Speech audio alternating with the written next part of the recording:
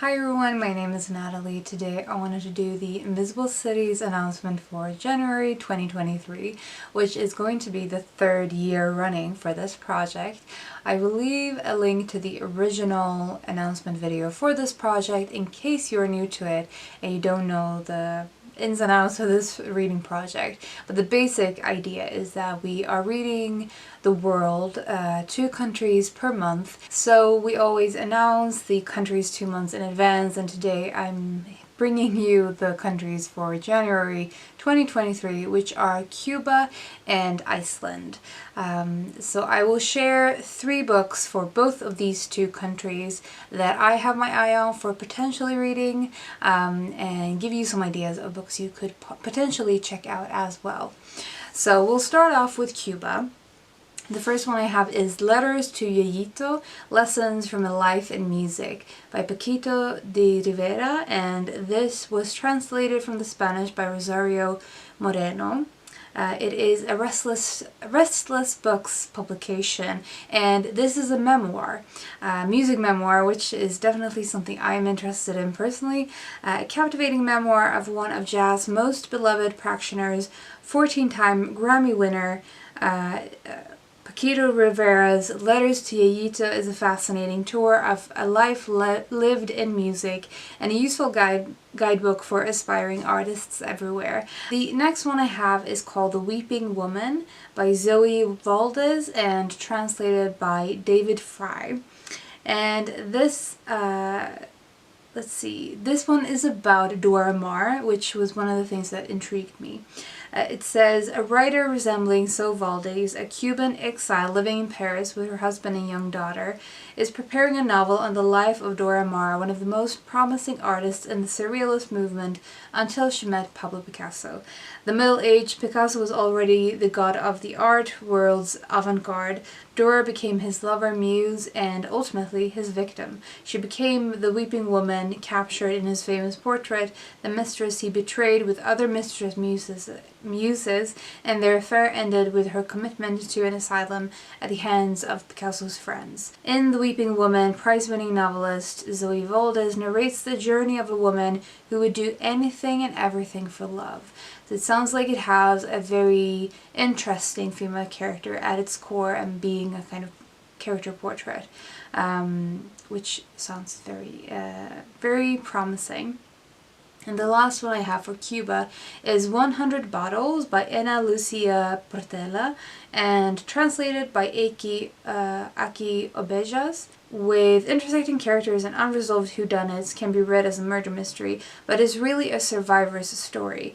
In a voice that blends gossip, storytelling, and literature, Zed, the vivacious heroine of Portela's award-winning novel, relates her rum-soaked encounters with the lesbian underground, the characters carving up her home and the terrifying but irresistible moises.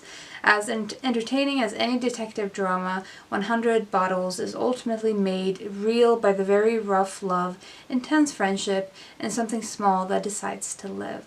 This sounds absolutely like something that I would enjoy, both the queer element of it and the friendship theme, which is always something I am immediately drawn to. So there's that one. And then I have 3 books selected for Iceland as well. The first one is called in the English title A Fist or a Heart. It's by Kristin Eriksdottir and translated by Larissa Kaiser. And I will probably be reading the Icelandic books in the Swedish translation because Swedish is much closer to Icelandic than English is. The past returns with a fury for a woman coming to terms with her life in this award-winning novel. Elin Jonsdottir lives an isolated existence in Reykjavik, making props and prosthetics for theatrical productions and Nordic crime flicks. In her early 70s, she has recently become fascinated with another loner, a sensitive young playwright and illegitimate daughter of a famous writer. The girl has aroused maternal feelings in Elin, but she has also stirred discomforting memories long packed away. Because their paths have crossed before, one doesn't remember, the other one is about to forget. So seems like there's a friendship theme going on in this one as well. The next one I have is Miss Iceland by Audur Ava Olafsdottir, and this has been translated into English by Brian Fitzgibbon. And this is set in the 60s. Hekla is a budding female novelist who was born in the remote district of Dalir. After packing her few belongings, including James Joyce's Ulysses and a Remington typewriter, she heads for Reykjavik with a manuscript buried in her bags. There she intends to become a writer.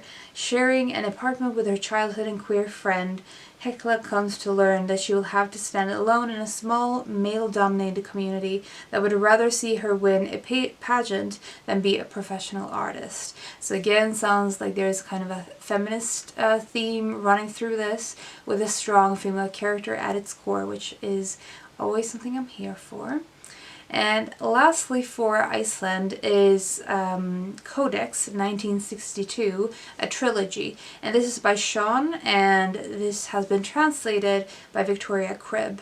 So I have been meaning to read something by this author for a long time. I have The Mouth of the Whale, I think is the title that I have on my shelves. But I heard him talk specifically about this book, and it intrigued me the way he talked about it. I think it is sort of playing with the folklore or the storytelling tradition in Iceland, and that is part of the thing that really intrigued me of this. In Codex 1962, Sean has woven ancient and modern material of folklore and cosmic myth into a singular masterpiece encompassing genre fiction, theology, expressionist film, comic strips, foreign studies, genetics, and of course, the rich tradition of Icelandic storytelling. So it sounds like it might be kind of experimental in its form as well, which is something I always find so interesting, even though it doesn't always pay off. But this author seems to be very ambitious with the way he writes, and I can appreciate that. So I have been meaning to try him for a long time, but this I think is one of his most recent publications. And it's kind of an epic one at that. So those are the books that I have selected as potentials for Cuba and Iceland that we are doing in January 2023. I would love to know if you are joining us for the third year of Invincible Cities next year, or if you're new to the project. I would love to know what your reading plans are either way, and what are the books you are looking at potentially for these two countries. Have you read any books for these two countries that you would recommend? Please feel free to share in the comments or join us on Discord, where a lot of various discussions are always going on. And that was all I wanted to say today. Hope you're doing well and you're taking care of yourselves, and I will talk to you soon. Bye.